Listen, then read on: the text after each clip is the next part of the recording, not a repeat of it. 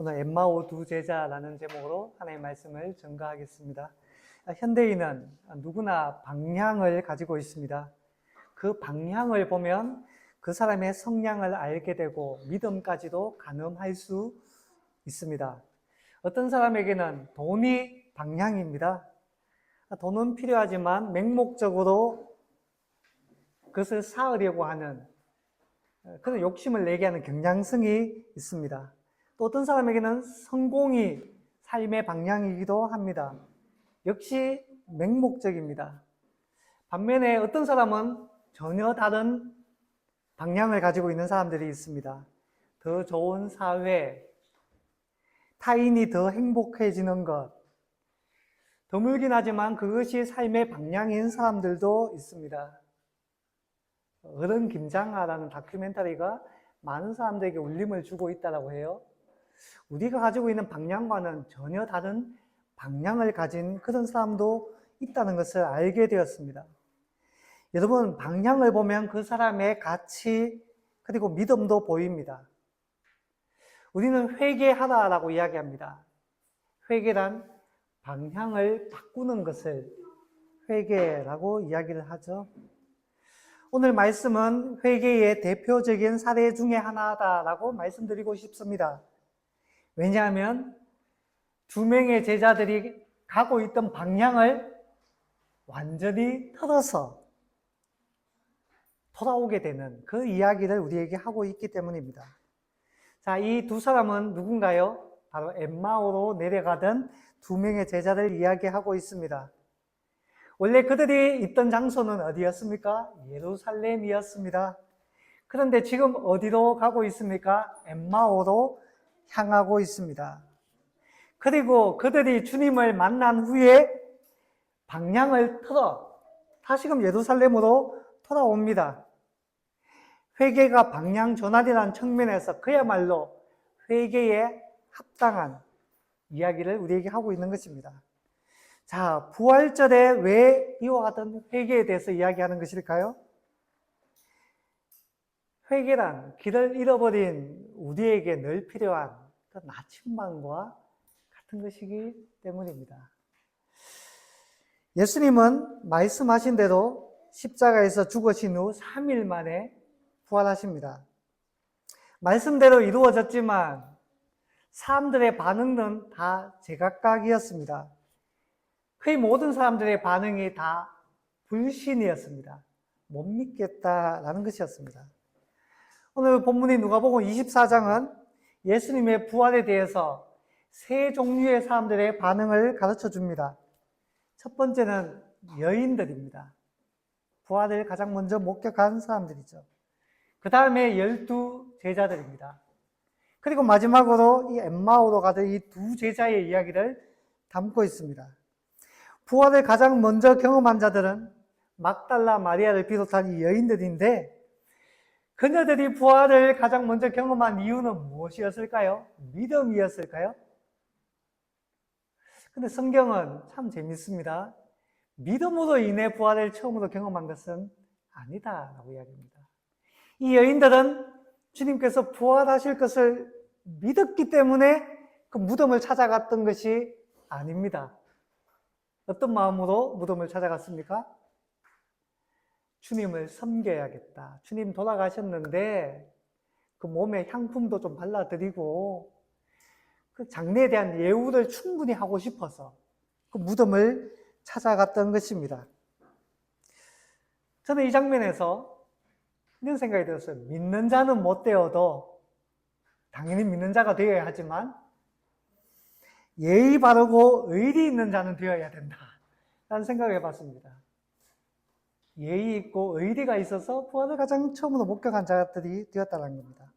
그리고 이 복음은 파급력이 있어서 여인들에게서 12 제자들에게도 그리고 다른 제자들에게 그 이야기가 전달되었습니다. 자, 엠마오로 가던 이 두 명의 제자들도 부활의 소식을 들었나요? 못 들었나요? 듣게 되었습니다. 그런데 들었음에도 불구하고 지금 어디에 가고 있습니까? 예루살렘을 떠나 엠마오로 가고 있습니다. 여러분, 이성의 한계에 갇힌 사람들은 부활의 소식을 들어도 믿지를 못해요. 12제자들도 믿지를 못합니다. 엠마오로 가던 두 제자들도 이성의 한계에 갇혀 믿지를 않습니다. 이 엠마오로 가던 이 두 제자는 어찌 보면 불신앙을 대표하는 인물들이라고도 말할 수가 있습니다. 왜 그런가 하면 첫 번째, 그들은 예루살렘에서 멀어지고 있습니다. 멀어지고 있어요. 그들은 지금 길을 잘못 가고 있습니다. 부활에 대한 소식을 들었어요. 그들 마음에 믿음이 1이라도 있었다면 예루살렘에 좀 더 머물러 있었을 거예요. 그렇지 않을까요? 확인을 해보자 라는 마음이 있었을 겁니다. 그런데 그들은 과감하게 예루살렘을 떠나 엠마오로 갔습니다. 무슨 말입니까? 믿음이 1도 없었다라는 것입니다. 그래도 12제자가 아니지만 지금까지 주님을 따라다니면서 도대체 무엇을 믿었던 것일까요? 여러분, 어떤 사람들은 주로 현대인들이 그런 이야기를 많이 하죠.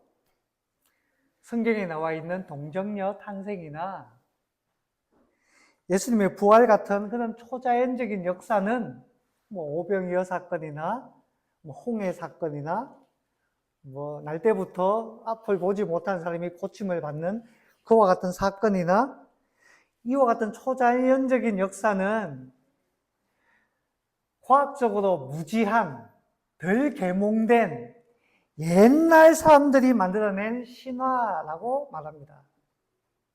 그들은 계몽되지도 않았고 과학적으로 무지했기 때문에 그 옛날 사람들이 그런 것들을 믿었지, 오늘날 20세기, 21세기 이런 찬란한 과학 문명이 발달된 이 시대에는 그런 것을 믿을 수가 없었다라는 겁니다. 믿을 수가 없다는 거예요. 과연 그럴까요? 옛날 사람은 무지해서, 과학적으로 둔해서 이 사실을 믿었을까요? 여러분, 성경을 보면 예수님 당시에도 아무도 안 믿었습니다. 성경이 증거하고 있잖아요. 그때 당시에 나온 서적들이 그 이야기를 하고 있습니다. 나사로의 부활, 믿음이 좋았던 마르다와 마리아 안 믿었습니다. 12제자도 안 믿었고 예수님의 부활을, 종교 권력자들도 안 믿었으며 유대인뿐만 아니라 로마인들도 부활은 어리석은 것이라며 무시했습니다. 이 부활에 대해서는 현대인이나 과거의 사람이나 1000년 전의 사람이나 2000년 전의 사람이나 아니면 혹은 그것보다 훨씬 전의 사람들이나 다 똑같은 관점입니다. 그런 일은 있을 수가 없어. 있을 수가 없어.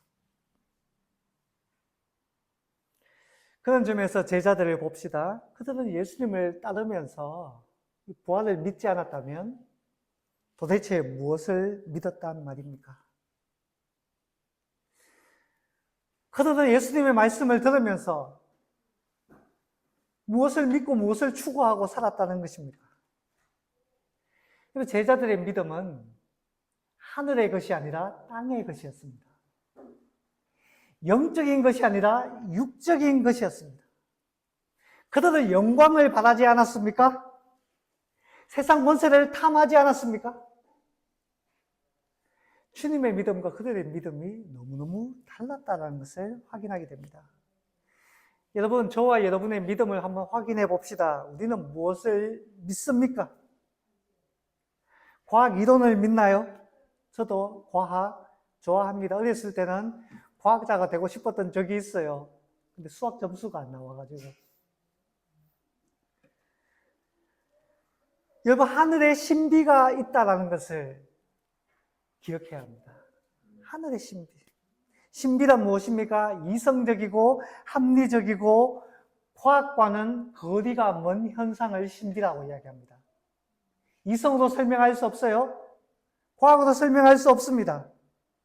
그러나 신비라는 것이 있습니다. 놀라우신 하나님의 권능과 계획, 어떻게 우리의 이성과 과학으로 그것을 다 잴 수가 있다라는 말입니까? 자주 인용했지 않습니까? 교부 터툴리안이 이런 말을 했습니다. 예루살렘과 아테네가 무슨 상관이 있으며 나는 불합리하기 때문에 오히려 믿는다 라는 유명한 말을 했습니다. 더 와닿지 않습니까? 종교개혁자들도 말했어요. 유한은 무한을 담을 수가 없다. 이 말이 더 합리적이지 않습니까? 제자들은 믿음이 없었습니다. 부활 소식에도 무반응이었어요. 그런데 여러분, 그러면 왜 이렇게 불신앙이었을까? 그것을 잘 설명해주는 구절이 하나 있습니다. 16절 말씀. 같이 한번 읽어볼까요? 16절 시작. 그들의 눈이 가리워져서 그인 줄 알아보지 못하거늘. 자, 눈이 가리워졌다라고 표현합니다. 여러분, 이 둘은 지금 엠마오로 가던 길이었는데 중간에 한 사람이 합류합니다. 누가 합류합니까?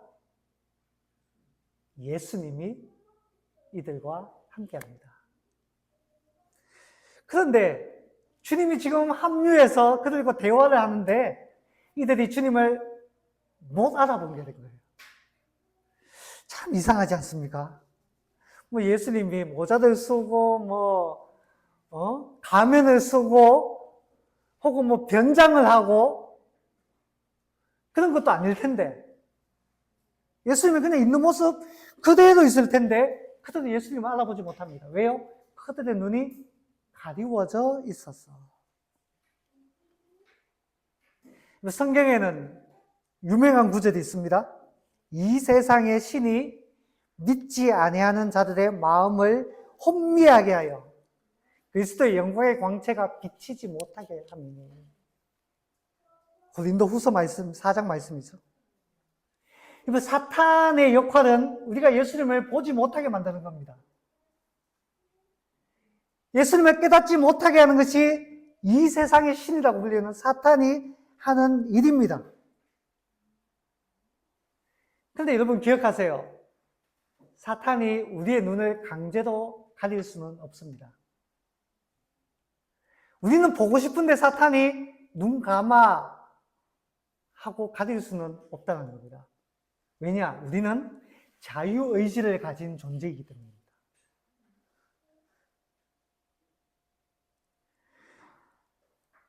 그런데 왜 우리 눈이 가리워집니까? 우리 안에 있는 죄 때문입니다. 죄란 하마르티아라고 해서 하나님의 목적에서 벗어나는 것입니다. 죄란 내가 내 인생의 주인이 되는 것입니다. 여러분, 이들의 눈이 가리워진 것은 저는 그렇게 말하고 싶어요. 주님이 주인이 된 것이 아니라 그들이 그들 자신의 인생의 주인이 되었기 때문입니다. 그들은 믿지 않는 것입니다. 주님이 있어도 보지를 못한 거예요. 자신이 자기의 주인이 되었기 때문에. 자기가 자기의 주인이 되면 어떻게 됩니까? 보고 싶은 것만 보고 듣고 싶은 것만 들어요.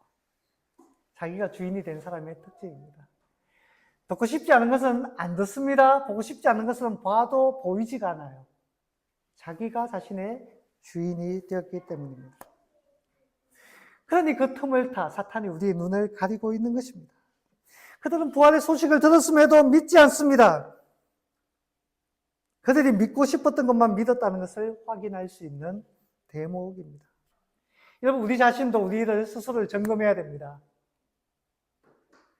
내 눈이 가리워져 있는 것은 아닌가 하는 것입니다.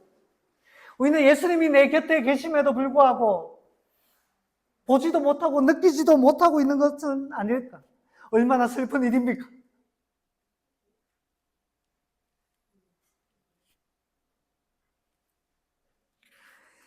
내가 그것을 보지 못한다는 것은 내가 내 인생의 주인이 되어 있고 내 생각과 내 관점이 성경보다, 하나님의 말씀보다 위에 있을 때 우리는 주님을 보지 못합니다. 사랑하는 여러분, 어제 저녁에 주님을 보셨습니까? 오늘 아침에 주님을 만나셨습니까? 보지 못했다면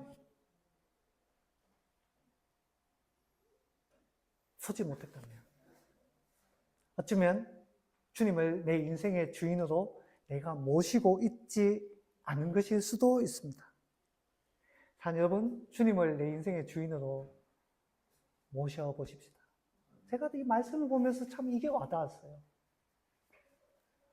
나는 왜 어제 저녁에 주님을 보질 못했을까? 오늘 새벽이 되었어야 이게 와닿더라고요. 주님은 내게 말씀하시는데, 나와 동행하시는데 나는 왜 깨닫지 못했을까? 내 생각이 아닌 주님의 말씀으로 채워야겠다 라는 생각이 들었습니다. 그렇다면 주님이 보일 거예요. 이런 주님께서 하시는 말씀을 듣고 주님께서 나눠주시는 것을 먹고 나서야 그들의 눈이 열립니다. 자, 주님의 말씀을 들을 때 그들이 어떻게 반응하는가 한번 봅시다. 29절 말씀입니다. 같이 한번 읽어볼까요? 시작. 그들이 강권하여 이르되 우리와 함께 유하사이다. 아멘. 주님의 말씀을 들으니까 좋은 거예요. 귀가 열리는 것입니다. 그래서 32절에 이렇게 이야기합니다. 32절 시작. 그들이 서로 말하되 길에서 우리에게 말씀하시고 우리에게 성경을 풀어주실 때에 우리 속에서 마음이 뜨겁지 아니하더냐 하고, 예수님께서 제자들에게 주님이 옆에 있어도 깨닫지 못하고 부활의 소식을 들었음에도 믿지 못하는 이들에게 주님께서 성경을 풀어서 설명해 주십니다. 복음을 전하십니다. 그러자 그들의 마음이 뜨거워진 거예요. 그들의 마음이 죽어있던 마음이 살아나는 겁니다. 사랑하는 여러분, 뜨거워지는 것이 중요합니다. 이게 너무너무 중요해요. 제가 시간이 없어서 보통 영화를 처음부터 끝까지 잘 못 봅니다. 그래서 보통 유튜브 요약본을 보는 경우가 많아요. 요약본을 보는데, 얼마 전에 엑스맨 시리즈 중에 정말 대미를 장식한 편 중에 하나인데 로건이라는 영화를 봤습니다. 그러니까 영화를 본 게 아니고 유튜브 요약본을 제가 보게 되었죠. 로건은 되게 유명한 영화 중에 하나입니다. 이런 포스터 봤을 겁니다. 손을 이렇게 쥐면은 그래서 갈고리가 튀어나오는 그 사람이 주인공인데, 이 사람의 노년의 이야기를 그리고 있어요. 그게 참 마음 아프더라고요. 이렇게 나이가 들어간다는 것에 대해서 참 마음이 아팠던데, 도움을 요청하는 사람이 나왔습니다. 등장합니다. 근데 로건이 망설여요. 그 망설일 때 유튜브 그 진행자가 이런 표현을 사용합니다. 남의 일에 휘말려 들지 않으려는 이성과 남을 돕고 싶다는 본성 사이에서 갈등하는 로건. 이성적으로는 내가 저 사람을 도우면 그 일에 휘말려 들어서 내 삶과 내 주변 사람들이 어려워질 거야. 근데 그는 이성적인 생각을 하잖아요. 근데 그의 본성은 뭔가 하면 남을 돕고 싶어 하는 선한 마음이 있는 거예요. 그 사이에서 갈등하는 겁니다. 참 마음에 와닿았어요. 여러분, 우리는 이성적으로만 생각하면 나를 위해서 살고 싶어요. 내가 왜 남을 도와야 되나? 내 앞길도 급한데. 목사님, 저도 마찬가지입니다. 노후를 어떻게 준비해야 되는데, 애들 어떻게 공부를 시켜야 되는데, 이런 이성이 늘 내 마음을 사로잡고 있어요. 그래서 이렇게 해야 된다, 저렇게 해야 된다. 근데 때로는 본성은 그런 마음이 있어요. 도와줘야 되는데. 그 사이에서 갈등이 제 안에도 일어납니다. 늘. 자주 일어납니다. 사람들은 이성적으로 생각하면 늘 자기만 생각하고 싶어요. 귀찮은 것은 하고 싶지 않습니다. 모든 것을 계산적으로 행동합니다. 내게 이득이 있나 없나. 그런데 우리에게는 본성도 있어요. 어떻게 해요? 불쌍히 여기는 마음. 길에서 여러분들 어려운 사람 만나면 이렇게 불쌍한 마음이 들잖아요. 아이가 꼬질꼬질한 옷을 입고 제대로 씻지도 않고 구걸하는 것 저는 본 적이 있어요. 그런 거 보면 불쌍하잖아요. 장애를 입은 누군가가 도움을 요청하면 불쌍히 여기는 마음이 있잖아요. 우리 안에 그런 본성이 있어요. 하나님께서 주신 마음입니다. 근데 이성적으로 생각하면 이거 아껴서 집에 가서 치킨 먹어야 되는데, 근데 본성에서는 불쌍히 여기는 마음이 있습니다. 누군가는 성악설이라고 이야기해서 원래 나쁜 사람이 교육을 받아 착해진다라고 하는데, 저는 우리에게 본성적으로 선한 것이 있다고 믿습니다. 왜냐? 우리는 하나님의 형상대로 창조되었기 때문입니다. 비록 하나님께는 선한 것을 할 수 없었다 할지라도, 하나님의 형상이 비록 일그러지고 망가졌다 할지라도 주신 게 남아 있어요. 제가 왜 이 말을 합니까? 왜 이 말을 하죠? 엠마오로 가던 두 제자는 차갑게 식었습니다. 예수님께서 십자가에 달려 죽으시고 무덤에 들어가는 것까지 경험하며 이들의 마음은 차갑게 식었어요. 그들 안에 있는 신앙은 잿더미가 되었습니다. 그런데 주님께서 오셔서 그들과 동행하시고 그들에게 다시금 성경을 풀어주시고 깨우쳐 주실 때 그들에게 잿더미가 되었던 그들의 마음속의 불씨가 다시금 살아나는 거예요.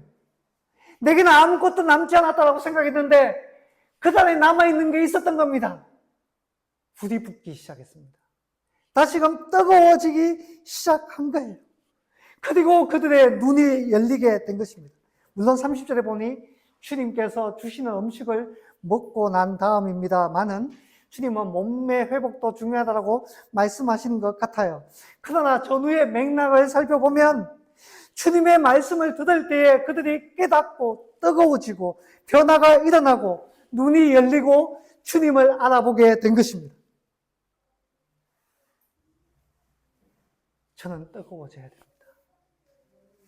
언제 뜨거워지느냐? 주님의 말씀을 들을 때에, 그것을 받을 때에 뜨거워집니다. 주님을 깨닫고 나니까 엠마오로 갈 수가 없는 거예요. 어떻게 방향을 틀어서. 그야말로 회개죠. 예루살렘으로 다시 들어갑니다.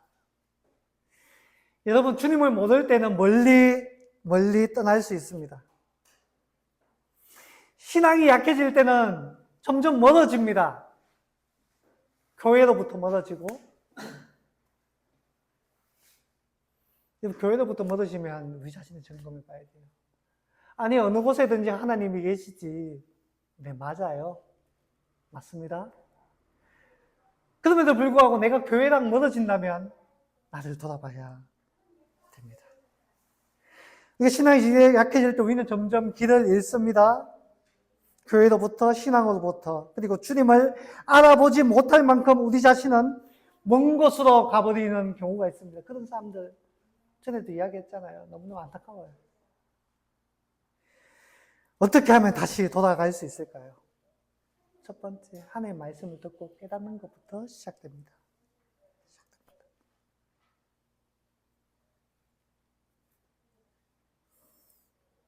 근데 저는 오늘 한 가지 더 여러분에게 이야기하고 싶습니다. 근데 정말 저 여러분에게 하고 싶은 이야기는 이거예요.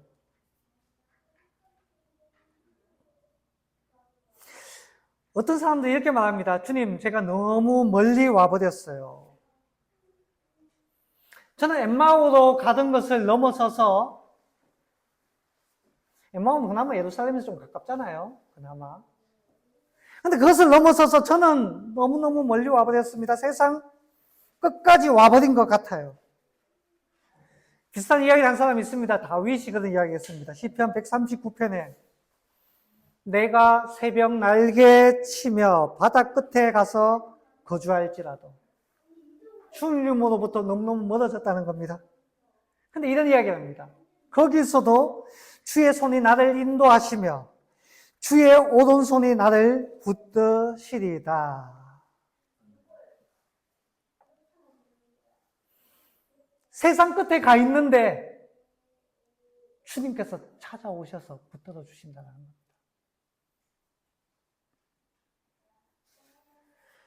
저는 조금 전에 성경을 깨달아야 한다고 했습니다.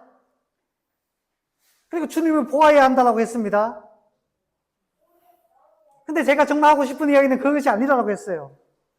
정말로 하고 싶은 이야기는 내가 어느 곳에 가든지, 내가 주님보다 가까이 있든지, 멀어져 있든지, 혹은 세상 끝에 가든지 간에 주님은 찾아오신다는 것입니다. 저는 그것을 이야기하고 싶어요. 우리가 여인들처럼 주님의 무덤에 찾아가서 예를 포하든지, 아니면 12 제자들처럼 예루살렘에서 머물면서 우왕좌왕하든지, 혹은 엠마오로 가던 두 제자와 같이 떠나고 있든지, 혹은 다윗처럼 세상 끝에 거하고 있든지 주님은 찾아오신다라는 것입니다. 당신의 사랑하고 아끼는 자들을 끝내 불러내시고 믿음으로 살게 하신다라는 것입니다.